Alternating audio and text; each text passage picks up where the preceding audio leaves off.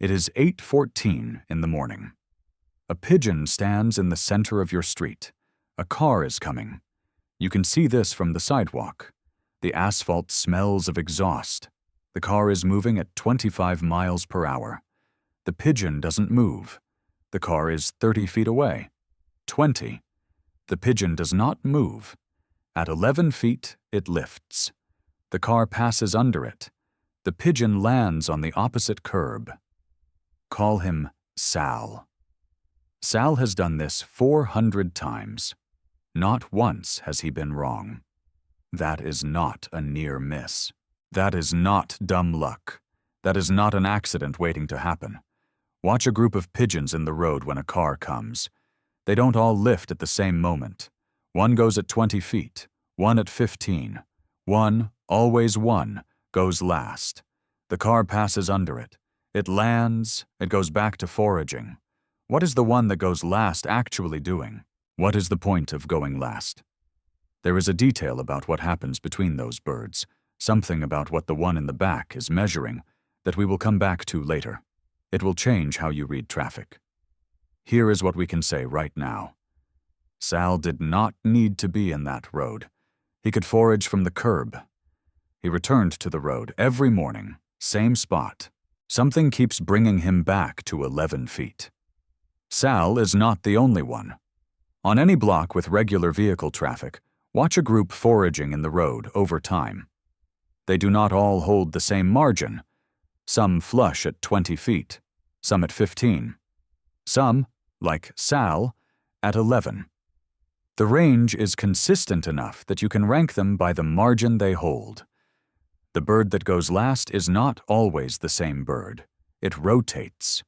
Different mornings, different leader. What does not change is that one of them is always in that position. Latest off the ground, first back to foraging after the car passes. Consider what this requires. The road is voluntary. Sal could forage from the curb, from the sidewalk, from any surface that does not put him in the path of a vehicle. He has seen those options. He chooses the road. In human terms, we call this an extreme sport. We built skydiving, base jumping, and free solo climbing around the same principle. Voluntary approach to a minimum margin, controlled, repeated. The difference is that we pay significant amounts of money and travel long distances for access to that experience. Sal has it on his block, free, every morning. We cannot know what Sal experiences when the car passes at 11 feet. That is not accessible to us.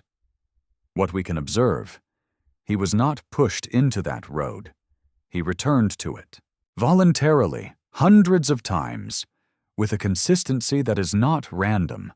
That is what this looks like. Whether it is what this is a different question, and the answer is something no one expected. The margin is never wrong. That is not a coincidence. The behavior has a name in behavioral ecology. Flight Initiation Distance, FID, the exact gap between bird and approaching object at the moment of liftoff.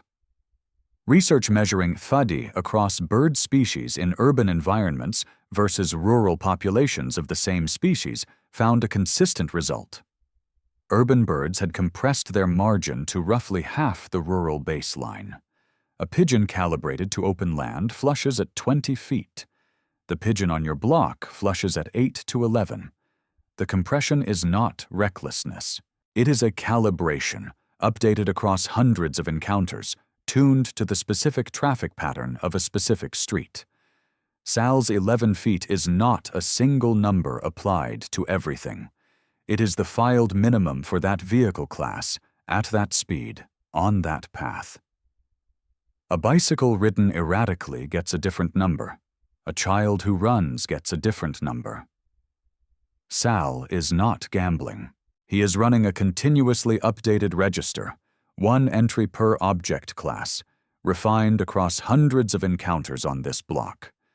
But this does not explain why the margin never fails. Sal is not just measuring distance.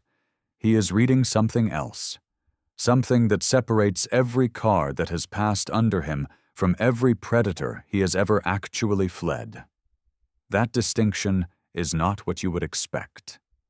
Every predator Sal has ever been calibrated against, hawk, cat, dog, does one thing when it closes distance on him. It adjusts. A hawk drops. A cat freezes, then accelerates toward him. A dog shifts its angle to close the gap. Every predator, at some point in the approach, changes direction or speed to keep Sal centered in its path.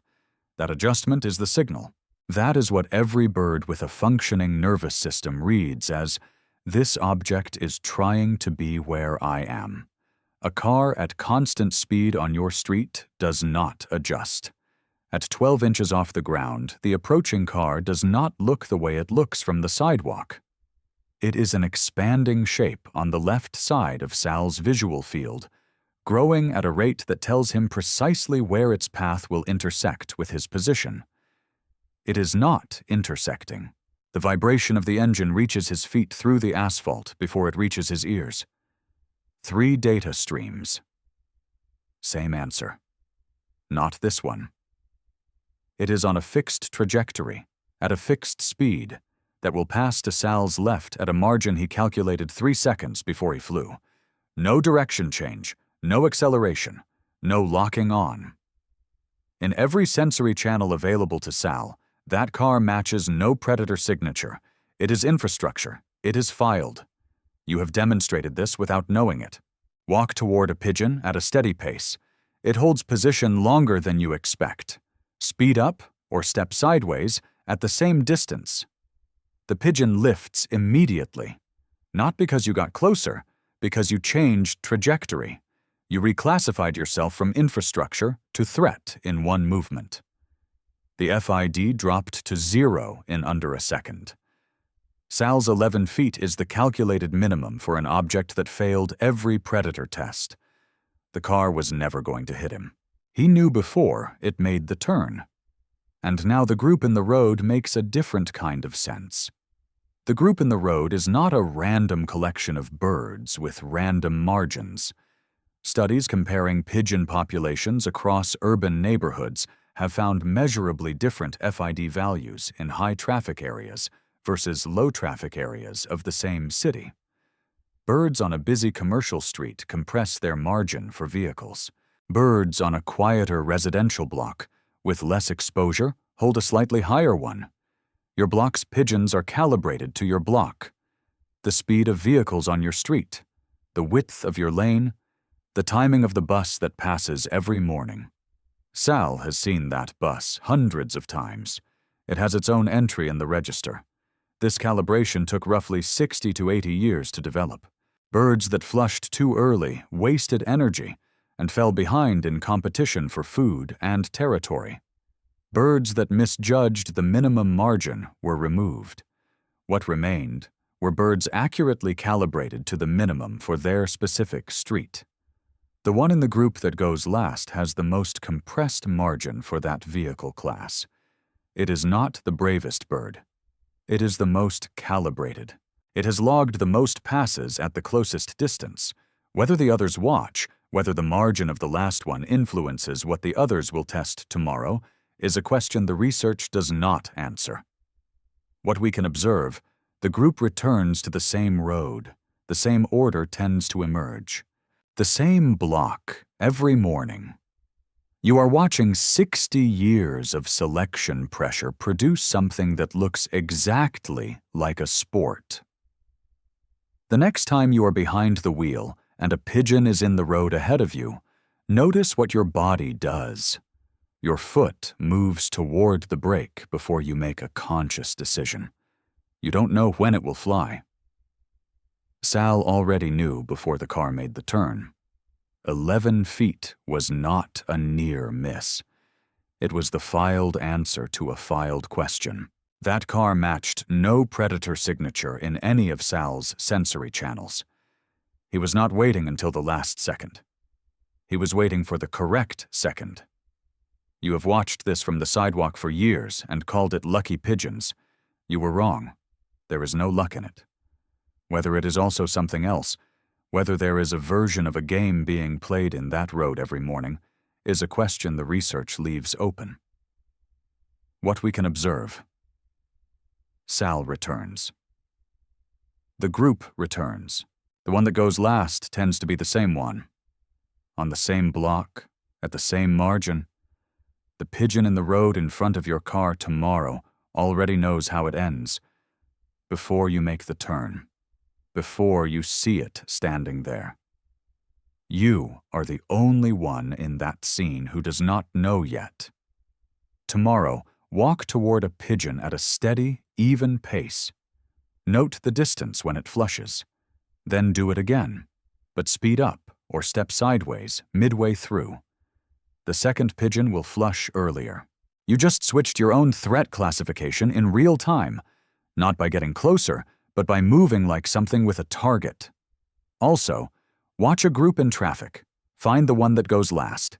Come back the next morning. It will probably be the same bird, on the same block, at the same margin. Subscribe. None of this was ever random. We're here every week.